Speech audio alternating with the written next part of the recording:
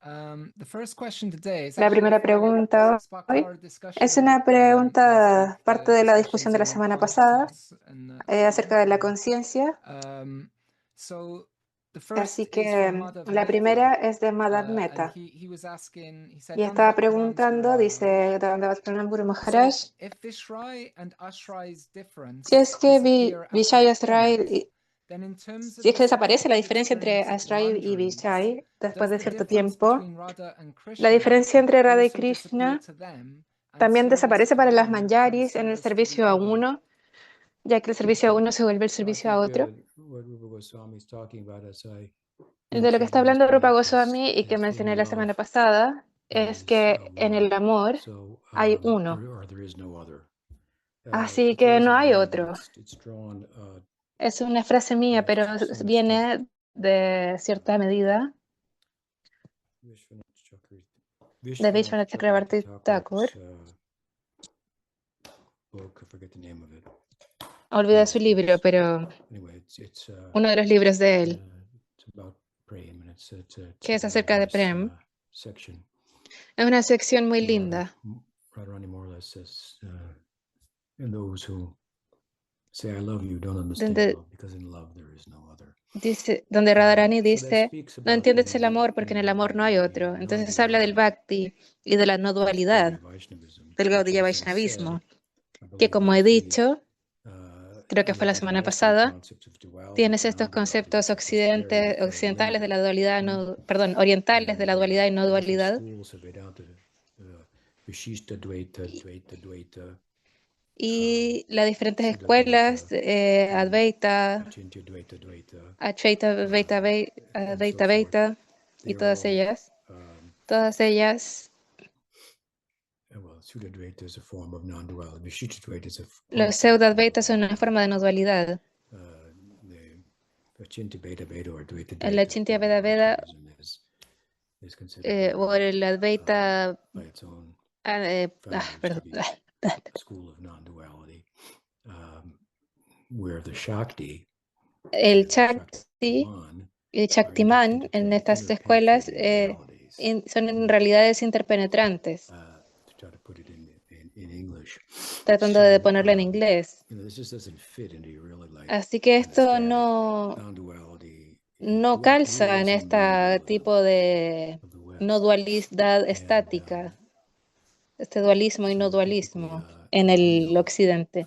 Así que típicamente neo Advaitin perspective, en la perspectiva you neo-advaitana have then in the West you have material non-duality. Everything's tienes matter, una, or you una have no the dualidad material, donde tienes neo materia, Advaitin perspective that y la perspectiva everything is neo-advaita consciousness. dice que todo es There's only, conciencia. or to put it in Advaitin terms, there's only consciousness. There is no Entonces, matter. donde eres solo And conciencia y no hay so, materia. given that Dado orientation, esa orientación, and I find a lot of the neo-Advaitins, they just, of course, they're not that schooled in the Vedanta and los so forth, neo-advaitas, no hay una in escuela como these esta terms, en el and Vedanta, de donde vengan estos they have a hard términos. time accommodating Ellos tienen nuanced dificultades forms of acomodando non-duality formas in like matizadas de aspects. no So dualidad, anyway, como en nuestra that's a little escuela. background, but Entonces, eso es un poco de what trasfondo, Rupa pero Goswami is talking about is that de lo que está hablando Rupa Goswami es de que Radha y Krishna en there's a amor problem in one solo sense son because uno. Radha and Y Krishna eso es love un each problema other. en un sentido, But porque Radha y supposing they Krishna quieren become to uniting unirse, with one pero another, mientras more the más two of cerca them están de unirse, entonces identify with the other. más estos dos, cada uno se identifica So con el Radha's otro. identifying wholly with Krishna, Entonces Krishna's wholly Radha se identified with identifica Radha, and so the problem totalmente con persists Krishna y Krishna completamente se in identifica con terms of Radha y ese problema uniting. persiste. And the solution to that, of course, is Entonces el Chaitanya problema, el Mahaprabhu, resultado para ese Prabhupada, problema es Asaraj Chaitanya Prabhupada Mahaprabhu. Ekrup. The fullest form of La forma the más union completa de la unión of the union of Radha and Krishna in one de sense Radha y is Krishna en un Chaitanya sentido Mahaprabhu, who at the es same Chaitanya time Mahaprabhu, quien al embodies mismo the tiempo Vipralambha Seva. personifica el Vipralambha So Seva. Entonces,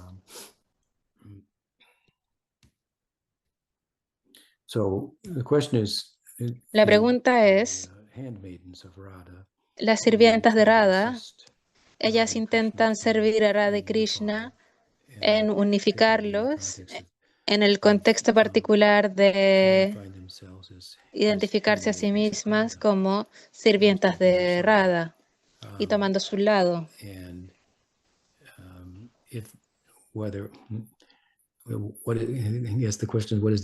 Y la pregunta es, ¿cuál es la experiencia de estas sirvientas en términos de Asraya y Vishaya, en términos de la unión de los dos en amor? Y que lo hace en un sentido del objeto y el sujeto. El objeto y el sujeto se vuelven uno en un sentido dinámico. No es una gran pregunta, pero ver la unión por lo que es, experimentar la unión por lo que es. Esa es la idea principal de una sirvienta, de que su lógica es que quiero complacer a Krishna. Eso es bhakti. Mientras tanto, Krishna es la personificación de bhakti. En su medida más completa sería Radha, y nadie puede complacerlo más completamente que ella. Por lo tanto, la lógica aquí es, debo servir a Radha. Y así Krishna va a estar más complacido conmigo al facilitar el servicio de Radha por Krishna. Entonces Krishna va a estar complacido conmigo. Esa es la matemática, ¿verdad? Así que, de cualquier forma, mientras Radha está complaciendo a Krishna en su servicio, entonces, luego hay alguna cierta medida de eso en su experiencia que viene de aquellos que son Tadbhava, se identifican con su bhava. Y eso está en contraste con intentar complacer a Krishna uno mismo, lo cual también es un ideal fidedigno, Sambhog, que pueda ser personalmente una consorte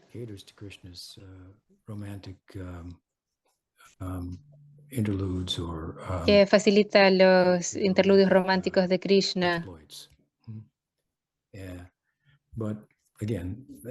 Pero nuestra matemática, nuestra ecuación es que nadie es mejor en eso que Radha. Entonces, es una orientación extrema hacia Radha, el servicio a Radha, el cual es pensado que es la mejor forma de complacer a Krishna. ¿Y qué es lo que está experimentando en esa unión del Vishaya y Asraya? Eso es lo que experimentan ellos. Eso se llama Maranaki Mahabhav. Maranaki Mahabhav es en su medida más completa un estado de unión. Esto se describe en el Ujjvala Nilamani. Tendemos a enfatizar la importancia de la separación, pero el ideal más elevado es la unificación de Radha y Krishna. Ahí encuentras esta unión de Asraya y el Vishaya de Krishna. Krishna, el objeto de amor, y Radha, la personificación, el refugio del amor. Este Mahabhav es experienciado por las doncellas sirvientas de Radha, las manjaris. Es un gran tema, a veces la respuesta. ¿Algo más en relación a esto? La siguiente pregunta fue enviada separadamente, pero queda muy bien con esta discusión. Es de Krishna Karanam, en Polonia. Y dice, Dandavas, querido Guru Maharaj dice, ¿puede la conciencia ser también el objeto de la conciencia? Por un lado, no, porque la conciencia pertenece a la realidad subjetiva y es el experimentador y no lo experimentado. Por otro lado, Dios, su forma, nombre, compañía, son todos espirituales, lo que significa que tienen una naturaleza de conciencia Satchitananda y pueden ser experimentados sin nuestra conciencia. Perdón, pueden ser experimentados con nuestra conciencia. E incluso si explicamos esta experiencia por la acción de la energía inconcebible de Krishna, el hecho que permanece es que Dios es pura conciencia y se vuelve un objeto de nuestra conciencia. Bueno, la pregunta empieza como, ¿puede la conciencia también ser objeto de conciencia? Y sí, lo que Shankar postula es un estado último de conciencia sin contenido, donde no hay otro. Es una forma radical de no dualismo, en el cual ni siquiera la conciencia es consciente de sí misma. Y sea lo que esto signifique, desde el punto de vista Vaishnava, es incoherente. Es incoherente. Así es como lo vemos, es incoherente. La conciencia sin un objeto. Al menos, como mínimo, la conciencia necesita ser consciente de sí misma.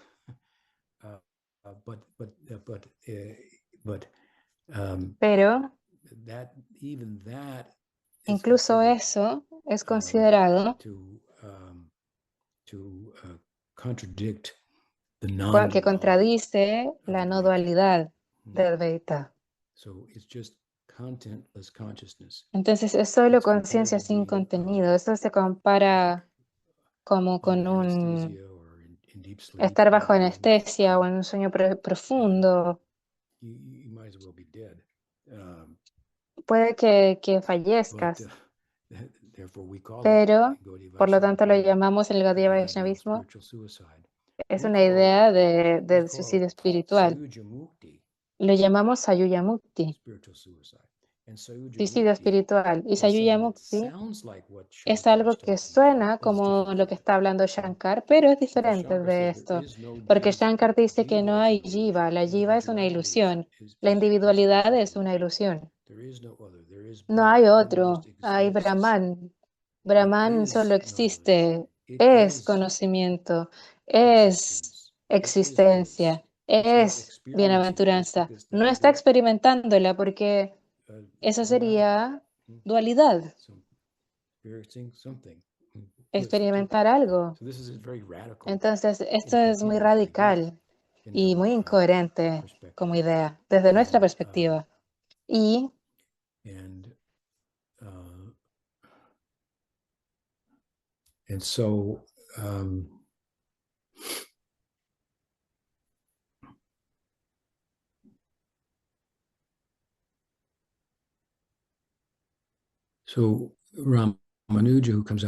así Ramanuja aparece fuertemente en contra de esta idea y más o menos lo que dice, esto es incoherente. Eso significa se requiere un objeto para poder ser, se requiere un objeto para tener conciencia de eso.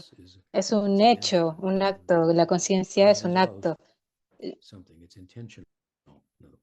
Es intencional, es ser consciente de algo, tiene intencionalidad. Entonces, nosotros lo que decimos es que la jiva entra en Sayuya Mukti y estamos diciendo que puede. Entonces hay algo similar a lo que está diciendo Shankar, pero no es lo que está diciendo porque la jiva no desaparece.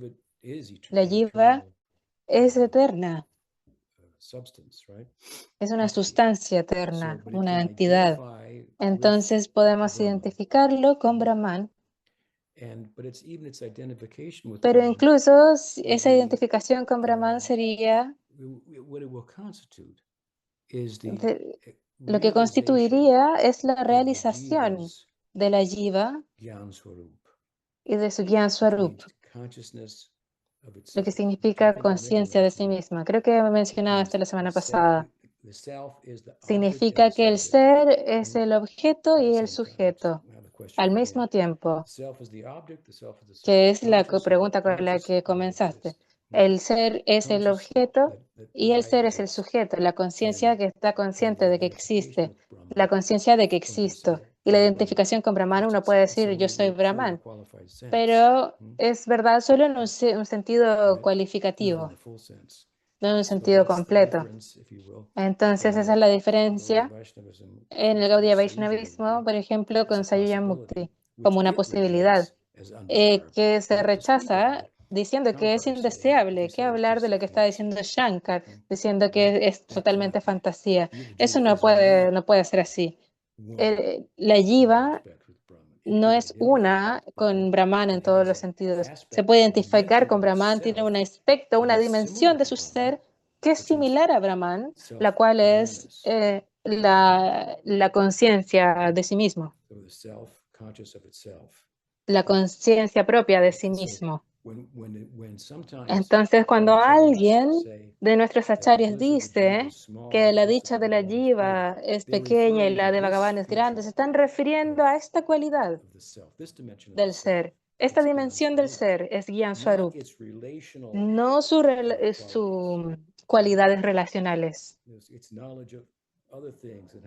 El conocimiento de otras cosas y cómo se relaciona con esas cosas, cómo se relaciona con Bhagavan en particular. A partir de ese aspecto relacional del ser, lo llamamos Gyan Shakti o Dharma Bhuta Gyan, donde sale la dicha plena de la jiva, la cual no es diferente del logro de los pies de Vishnu. Son uno y lo mismo. Entonces, la pregunta es, ¿puede la conciencia ser consciente de sí misma? Sí, se puede. Ahora, Krishna Karnam ha ido todo este tema de Krishna, y este es un ejemplo de la conciencia, siendo consciente de la conciencia. Entonces somos conscientes, él es consciente.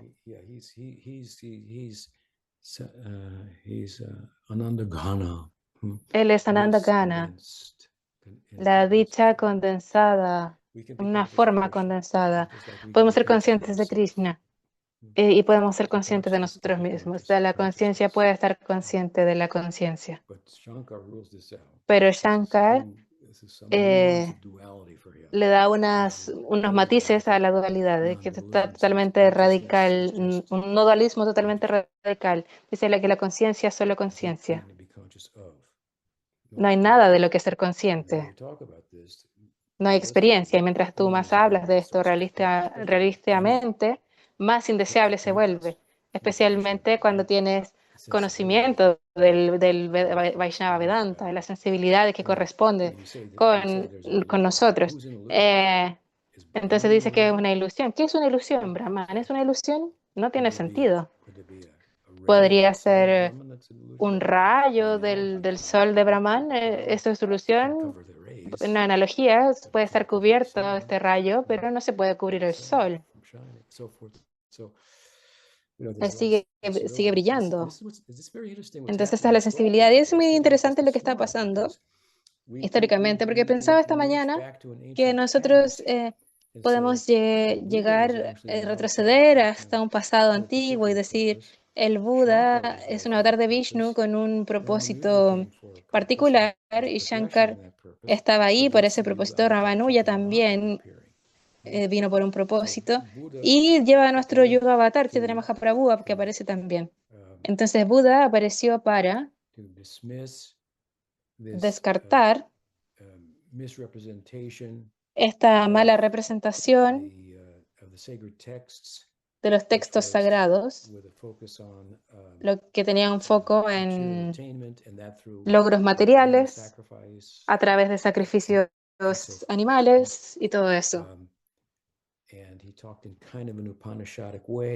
Y habló de una forma upanishádica, sin subrayar la realidad fundamental de la conciencia claramente. Entonces, a menudo habla de del no ser, no Dios, que es bastante cuestionable. Pero luego aparece Shankar y dice, y vuelve a instalar el valor de la revelación de los Vedas y de la realidad subyacente de la conciencia. Pero hay un problema con eso también. Entonces aparece Ramanuja y dice, sí hay un objeto, sí hay un mundo. Hay un mundo allá afuera. Y ese es el problema, de que nosotros somos conscientes, pero identificamos el mundo como algo que no es y el samsara y todo eso. Esa es la progresión antigua. Y eso está sucediendo también ahora mismo, ya que la filosofía moderna se mueve desde un materialismo reduccionista que es incapaz racionalmente o científicamente de reducir la conciencia al cerebro, a la materia. Entonces empiezan, ok, si no podemos reducir la conciencia al cerebro, entonces la conciencia debe ser algo más fundamental que una realidad física. Y se contrae dentro del tiempo y el espacio y se empieza a mover hacia cierto tipo de idealismo. No el idealismo de Berkeley, es una proyección de nuestra mente, pero sino que una mente universal. Lo que ha pasado en este mundo moderno de la filosofía es que se ha empezado a mover hacia el budismo. Ahí es donde fueron primero. Y ahora se están alejando del budismo hacia una idea del Advaita. Y es bastante estimulante porque es como, ok, han ido un poco más lejos y ahora podemos decir, sí, eres conciencia. Pero ¿qué es? ¿Qué significa eso? Y de así podemos traer otras escuelas particulares de nuestro Vedanta, que tienen mucho más matiz y en las bases de las escrituras, en base a la razón y en base a la experiencia, podemos apoyar nuestras afirmaciones. Los experimentadores como Ramanuja, Madhava y otros usan la escritura, las referencias escriturales y la razón y se pueden apoyar de que hay un ser. No es como que...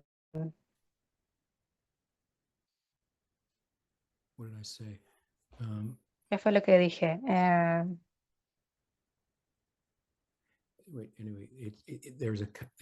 Si es que hay sufrimiento y que eso sucede en el mundo que conocemos, entonces ¿quién es el sujeto de esa experiencia? El ser no es una ilusión. El ser es el complejo cuerpo-mente, esa es la ilusión. De ahí viene el sufrimiento y eso empieza a tener sentido. Entonces, aquí vamos. Entonces, ¿cuál es la naturaleza del ser individual? ¿Cuál es su fuente y todo eso? Y ahí la conciencia subyacente empieza a tomar forma y tiene cualidades y empieza a convertirse en Vaishnava Vedanta, Gaudiya Vedanta, con un sentido mucho más robusto. Quienes somos solo resuena con nuestra experiencia diaria. Entonces me estoy yendo un poco por la tangente, pero se ve esta progresión antigua de la que hemos hablado, que está sucediendo también en el presente, ¿me entienden? Y si es que están actualizados, han seguido estas cosas. Se acercaron primero al budismo. Así que no tienes que aceptar un Dios ahí, no tienes que aceptar un alma. Pensaron que todo esto era solo una carga religiosa, cosas así. Pero ahora está progresando hacia una perspectiva Advaiti. Eso está lleno de de sensibilidades occidentales emprendedoras, de querer tomar una cosa de eso y generar algo que a partir de la parte que nos gusta, pero por supuesto esto tratamos de armonizarlo con datos científicos y todo eso, lo cual está bien, pero yo lo pondría en un lenguaje diferente. Pero no hay nada ahí que pudiese definitivamente o lógicamente o qué decir escrituralmente mandar que mientras todos somos conciencia por naturaleza, no somos inertes. Ese es nuestro Gyan Swarup, yo soy. Soy conciencia, soy consciente de mí mismo, de que existo. No hay razón para nada más desde la ciencia que decir de las escrituras, de la experiencia, para concluir de que el ser no puede ser individual, no puede haber una conciencia constituida de ser, porque la razón, porque la conciencia, el ser está consciente de sí mismo y puede estar consciente o saber acerca de otro con mayúscula.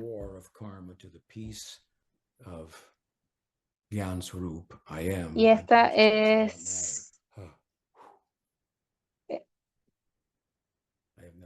un alivio, es paz. El Gyan Swarup es decir, soy conciencia, no soy materia, es alivio. No tengo nada que ver con eso, eso no me toca. Paz y amor.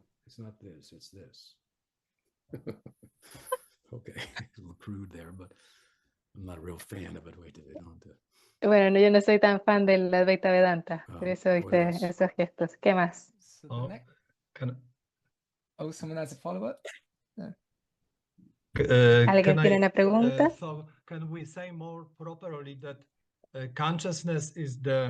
Podría decir que la conciencia es una función o atributo de la jiva o es su mera esencia.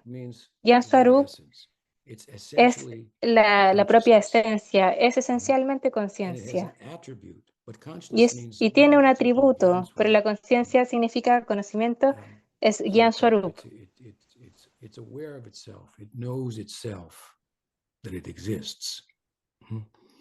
Está consciente de que existe y tiene también ese atributo que es inseparable de él y a través del cual conoce otras cosas. Entonces, de ahí vienen sus cualidades relacionales, Sambandha Gyan.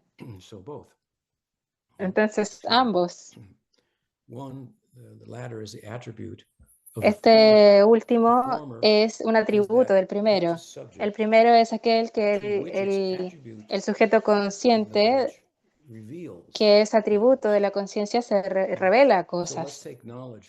Entonces tomemos como ejemplo el conocimiento. A menudo puedes pensar la ciencia moderna de que esta información ha sido entregada. Pero ese no es el conocimiento es la experiencia del entendimiento. Requiere un sujeto consciente para que exista. Entonces, el conocimiento consciente es parte de la conciencia, es una experiencia subjetiva del significado que pueda tener cualquier objeto. La conciencia y el conocimiento existe en la conciencia. El profesor revela, por lo tanto, el conocimiento. El profesor revela este conocimiento. Él o ella no simplemente entrega algo que no tiene, nos da herramientas que no tenga, sino que es conocimiento que se ha revelado.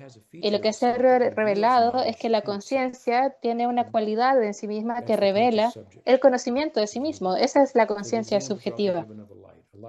Es el sujeto consciente de la jiva. Entonces, el ejemplo dado es la luz. Una luz es autoluminosa, pero también sirve para iluminar otras cosas y da estas cosas, saca estas cosas a la luz. Esta analogía es limitada, pero tomamos la luz como el Swarup Gyan de la jiva, que no es inerte, es consciente, es un sujeto consciente. y tiene luz en términos de su atributo de rayos de luz que ilumina otras cosas y que revela esas cosas al sujeto consciente. Esa es la relación entre los atributos del conocimiento y la autopercepción de la yiva, el autoconocimiento de la yiva. Voy a enviarte un poco más de eso en detalle. ¿Qué más? La siguiente pregunta es de Udarani, también en Polonia. Ella dice, querido Guru Maharaj, por favor, acepten mis reverencias.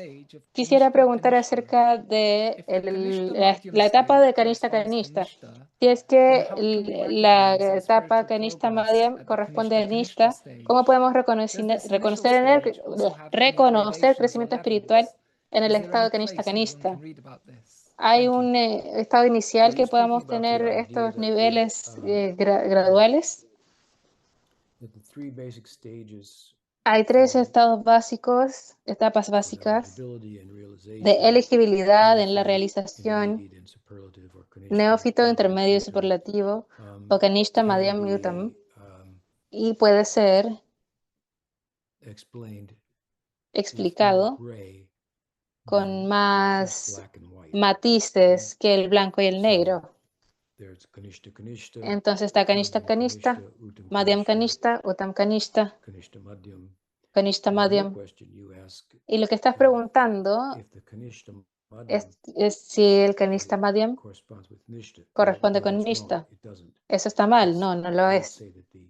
Yo diría que Madhyam Kanishta corresponde con Nishta. Entonces estás fuera del estado Kanishta, más o menos, pero estás en el estado Kanishta Madhyam, en un neófito intermedio. No es un devoto intermedio, sino que serías superlativo intermedio, y luego serás neófito superlativo, y así. Entonces, ese es el primer punto. Pero bueno, en lo que corresponde a Kanishta Kanishta, diríamos que esa idea corresponde con alguien que no tiene realmente Sambandha Gyan, o que es muy, muy limitado. Es nominalmente un Vaishnava. Llega al templo. Esa es su religión. Desde la infancia viene al templo. Está sucediendo el discurso Bhagavata. Ignora al orador, se tropieza con algunos oyentes y va al frente del templo, da unas donaciones, hace oraciones a Bhagavan y se va. Y él no se da cuenta que Krishna está más presente en el orador del Bhagavatam que en la forma de la deidad. La persona no le va a ofrecer una rupia, y si es que no fuera por el Bhagavad Gita, que está explicando todo eso. Entonces, esto es Kanishta Kanishta. Este es el tipo de devoto que Bhaktivinoda Thakur está experimentando en Bengal en su tiempo. Muchos de los linajes se habían vuelto menos que espiritualmente vitales y les faltaba Sambandha Gyan. Entonces las personas estaban cantando Krishna, cantando Kali, sin saber la diferencia, de que es una ofensa pensar que son lo mismo y todo eso. Una ofensa al nombre. Entonces, este es un Kanishta Kanishta. Yo diría que la vasta mayoría de los convertidos occidentales, solo como un hecho de ser convertidos, significa que hay un pensamiento involucrado acá, en todo eso, alguna discriminación. Y la discriminación es una característica de Madhyam, tener una discriminación adecuada. Entonces, alguna medida de discriminación está razonando ahí. Leer libros, eso es un Madhyam Kanishta. Ahora, ¿quieres saber acerca de Uttam Kanishta? Eso es como yo soy Uttam Kanishta. Se sabe los libros muy bien. Y luego tienes que ponerlos totalmente en práctica. Y ahí te vuelves un Kanishta Madhyam. Bueno, hay diferentes formas de hablar de esto. Pero estos son algunos pensamientos. La siguiente pregunta es de Amalasham, que dice, querido Guru Maharaj, me preguntaba por qué Kardama Muni dejó su hogar para meditar en Paramatma cuando el Señor mismo, el Señor Kapila, era su hijo en su hogar. Y segundo, ¿estaba Kardama Muni en Vatsalya Rasa? Gracias. Kardama Muni? ¿Kardama Muni? Sí. I'd be honest with you, I haven't studied that part of the Bhagavatam in a long, long time. No he estudiado esa parte del Bhagavatam en mucho tiempo. Entonces voy a tener que revisarlo para verlo en particular y dar una respuesta mejor. Pero yo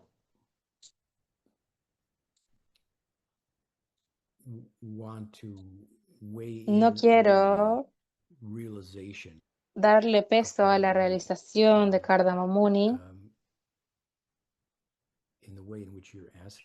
en la forma que estás preguntándolo, de si es que ser un ejemplo de alguien en Vatsalya Rasa. Su situación es extraordinaria. Bhagavan apareció como su hijo en la forma de Kapila. Pero Kapila tiene su propio propósito de aparecer. Y yo no pienso que necesariamente signifique que Kardama Muni tenga una relación trascendental en el mundo espiritual de Vatsalya Rasa con Dios, lo cual sería característico de algo que es experimentado en Goloka en lugar de Vaikunta. Y Kardama Muni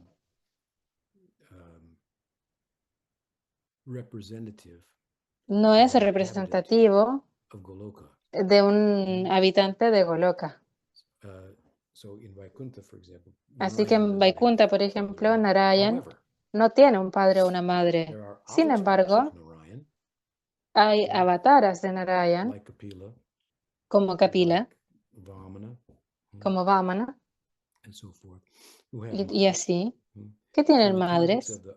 Entonces, en el contexto del Avatar Lila, el cual es un lila manifiesto, algunos de ellos pueden jugar un rol, pero al lograr Vaikunta, entonces ese avatar vuelve a Narayan y es Dasya Bhakti. Ellos también se piensan, el devoto ve a Kapila Narayan, el Señor ve a Sringa en Nishinja Narayan, y diferentes formas de hablar de lo mismo, los de estos lila avataras, y cómo se presentan, cómo se manifiestan como manifestaciones de Narayan. Pero todo esto, todo este reino, Vaikunta, está caracterizado en el Gaudiya Vaishnavismo como Dasya Bhakti. Son ejemplos de devotos, por ejemplo, la Ramanuja Sampradaya, de con quién se identifica la Ramanuja Sampradaya, donde hay canciones acerca de Krishna,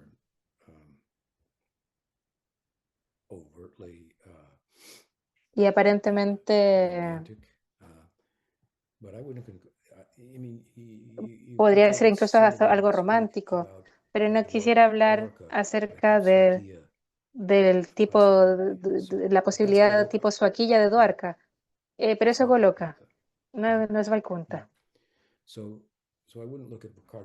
Así que no vería a Kardama Muni de esa forma. Dado eso, podrías decir que su hijo apareció y lo que el hijo vino a enseñar es lo que él fue a hacer. Se fue antes, pero antes de que él le enseñara a su madre, pero bueno, él le enseñó a Devahuti, tenía sus propósitos, para poder ver eso. Es una figura paradigmática, Kardama Muni. Él representa algo más como la búsqueda del camino del Bhakti en una forma en la que él lo hizo. ¿Por qué? Porque tenía que meditar cuando su hijo era...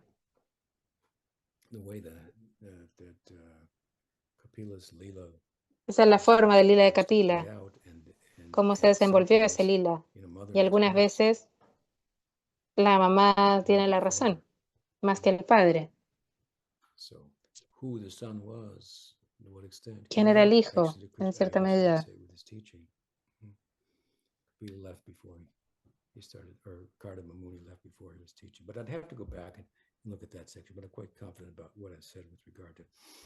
Bueno, eso es lo que puedo decir en relación al Vatsalya Rasa. Espero que ayude. La siguiente pregunta es de Mahabab, en Bulgaria. Y ella dice, Guru Maharaj, ¿cuáles son las cualidades más importantes con las que estaría complacido de ver en sus estudiantes? Bueno, la humildad,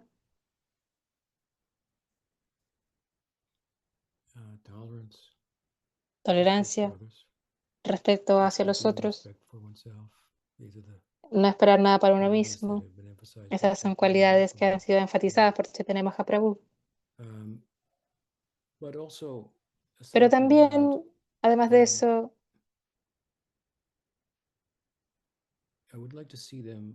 me gustaría verlos convencidos acerca de la validez de las enseñanzas que están buscando, basados en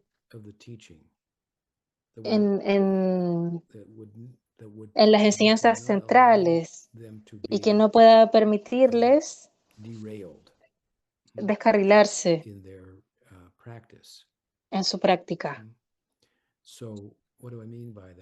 Y lo que quiero decir con esto es que si tú puedes haber notado que estoy enfatizando el Vedanta de cierta forma, cuál es la naturaleza de la conciencia y todo. Estos son temas centrales, fundamentales. No es lo único de lo que hablo, por supuesto, de toda una gama, desde Vedanta Vaishnava básico hasta Madhurya Rasa y todo. Pero me gustaría verlos entender los temas centrales en una forma de que cualquier cosa que pase, donde sea que lo que escuche, cualquier otra parte de la filosofía, pareciera haber una contradicción aquí o allá, cosas mínimas que pueda encontrar. Él dijo esto, ella dijo esto otro. Que tenga el conocimiento central para que no se descarrile de ese pensamiento, o sea lo que sea que pase. En otras palabras, solo porque este gran devoto se fue, o un tal llamado devoto, o me pasó esto a mí,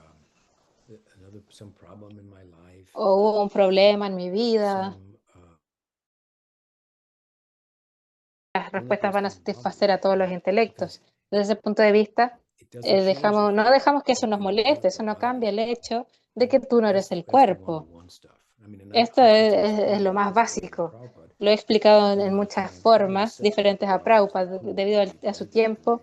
En ese tiempo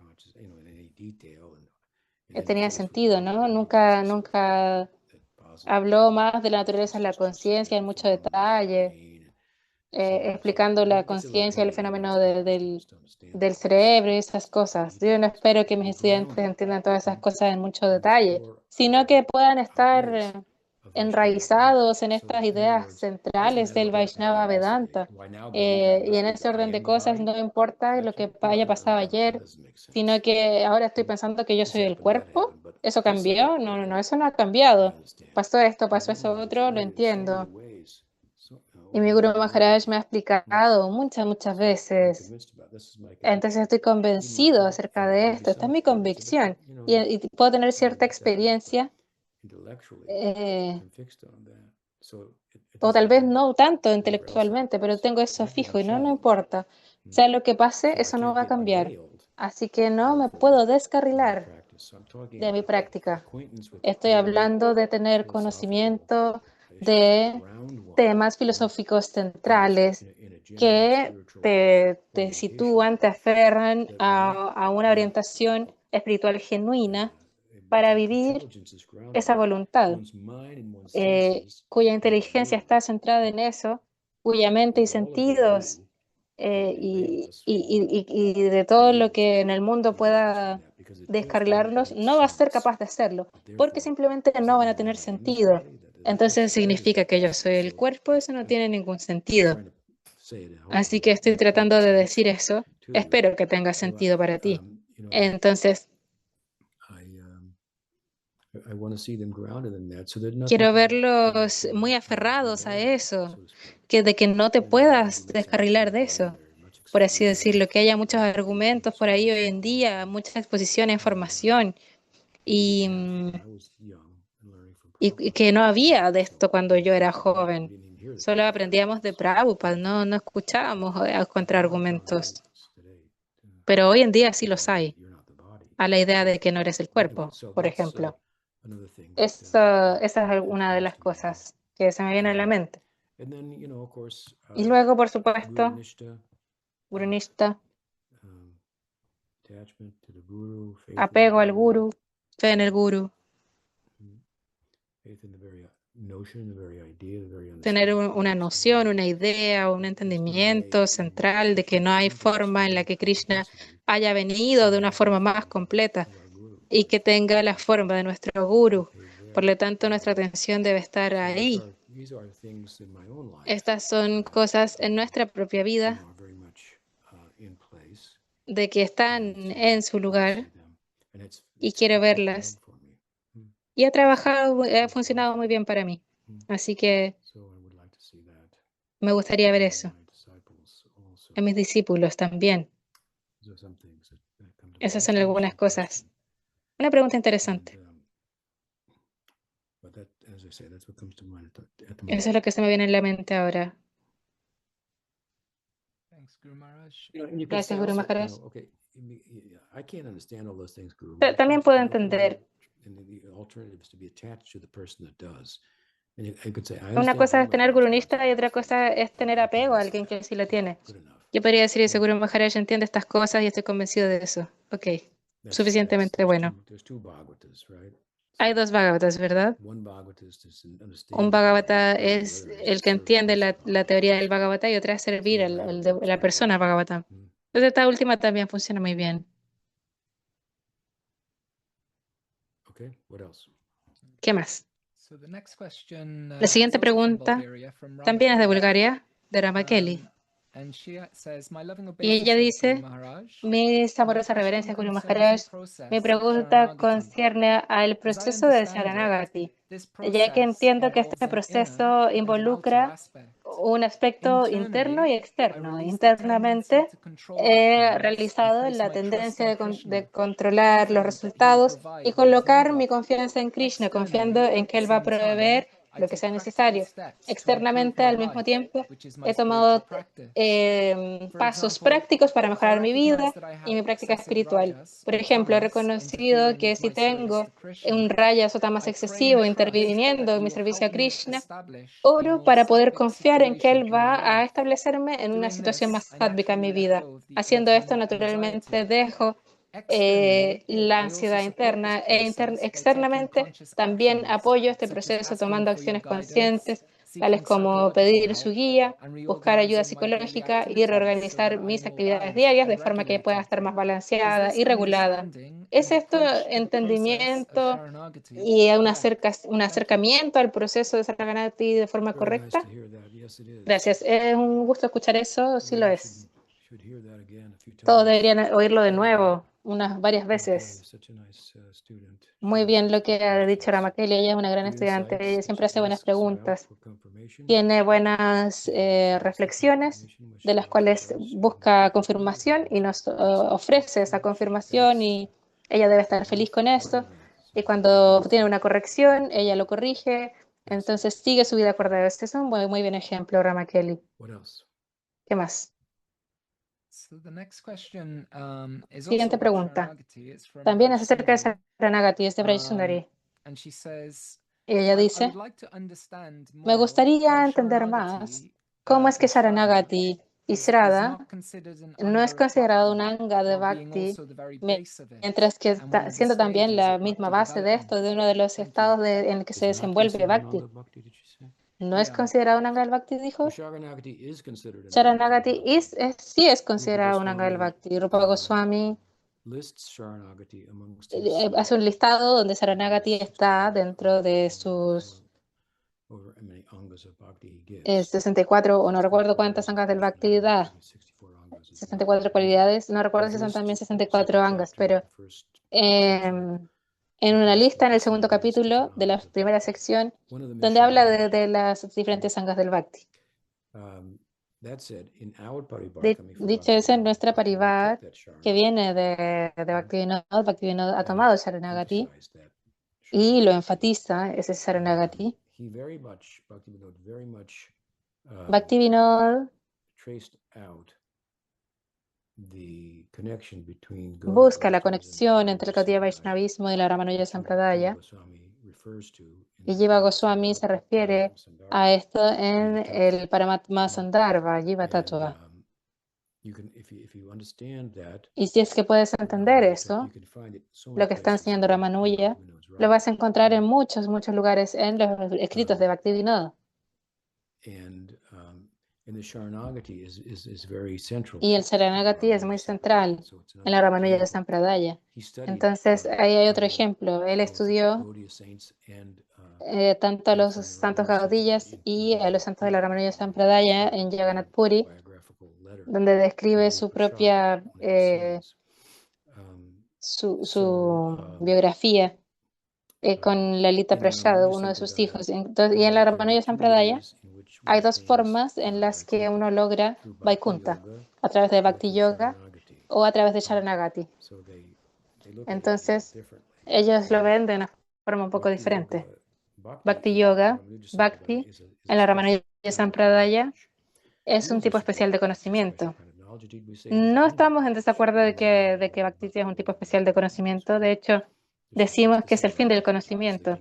Decimos esto es Raya Vidya, es el rey del conocimiento. La palabra Gopi, cuando la ves atentamente, significa conocimiento. Entonces, esto se menciona también en el Gopal Tapani Upanishad. Entonces no estamos en desacuerdo, pero su sistema es un poco diferente. Practicas karma, llegas a Gyan y luego llega Bhakti. Bhakti es una absorción meditativa en Bhagavan. Entonces él habla más acerca del Bhakti como un fin, mientras su énfasis está su cenit, su fin y su generosidad que va bajando al mismo tiempo. Creo que Bhaktivinoda Thakur ha tomado Sharanagati de la forma en que lo enfatiza Ramanuja, en términos de estar enfocado en el lado generoso, porque él ha hecho equivalente Sharanagati con Srada en el comienzo. Tienes un poco de Srada, es que se expresa prácticamente como Sharanagati. Así que en nuestro parivar particular es una cualidad de esto. Si la Bhakti Rakshak Siddhar Maharaj escribe un libro acerca de Saranagati donde describe las angas de Saranagati y demuestra distintos versos, distintas escrituras y las ubica bajo esta anga y todo este libro se llama el néctar de la vida de las almas sonridas. Yo solía tener una copia de ese libro, que era la copia de Prabhupada. Babutorini, la hermana de Prabhupada, pagó por la impresión de ese libro, y yo tenía una copia de la copia de Prabhupada. Tenía la firma 2 veces de decirle a Prabhupada, pero me la robaron con otros libros en Vrindavan. Es un ladrón muy afortunado. Pero es un foco. Bhaktivinoda Thakur escribió todo un libro de canciones de Saranagati, con las distintas partes de Saranagati. Y en el Yamuna, en Kartik, muchas veces hay alguien cantando esas canciones todo el día. Diferentes canciones acerca de distintos ángulos de Sharanagati. Es una forma muy hermosa de participar en esta meditación de estas diferentes sangas. Entonces lo incorporamos en nuestra parivar particular, en estas formas. Necesariamente no se ve en otras parivar. Yo creo que es algo que sirve para ilustrar la conexión de Bhaktivinoda Thakur entre el Gaudiya y Ramanuja Sampradaya, lo cual es muy significativo. Todo el Jivatata viene de ahí. Eso es bastante significativo. Entonces lo que hace Jiva Goswami en los Sandarbhas es que enseñar que esto no viene del vacío. Ha mencionado que saca cosas de Madhva, menciona a Ramanuja y así. Entonces puedes ver en estos libros de dónde está sacando todas estas cosas. Si es que nunca lo has estudiado, no vas a entenderlo, pero de ahí es de donde viene. Bhaktivinoda nos ha enseñado todas estas cosas. Espero que eso conteste tu pregunta. La siguiente pregunta es de Rasaraj. La otra mitad de Mahabhav.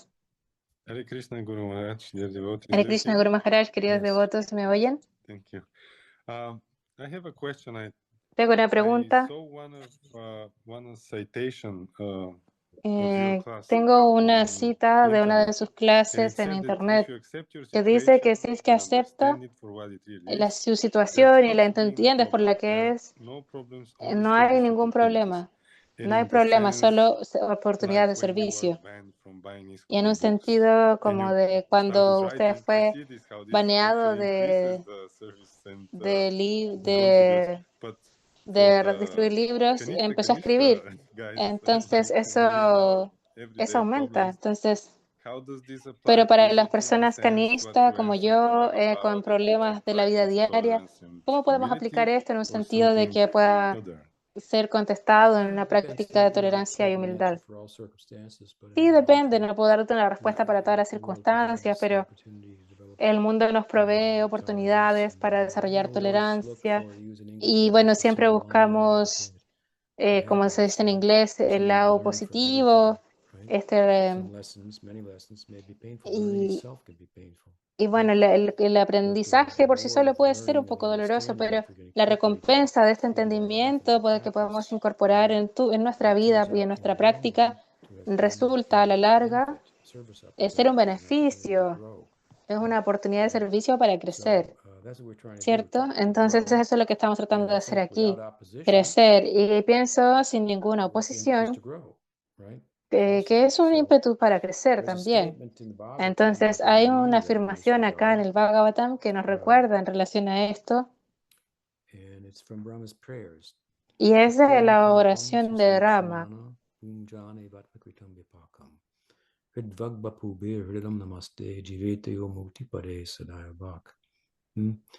So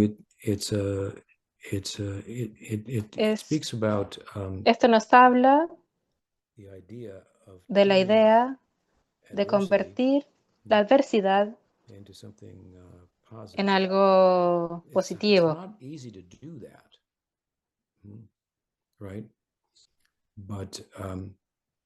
No es fácil de hacer, ¿verdad? Pero en etapas más elevadas es realización. Tomas la foto de tus enemigos y la pones en el altar. Le adoras por enseñarte cómo no ser tal ejemplo. Entonces, Este verso habla acerca de tolerar cualquier cosa que suceda, cualquier cosa que te suceda. Sri Maharaj dijo poéticamente, el medio ambiente es amistoso. Pareciera que está en contra de ti, pero de hecho es amistoso.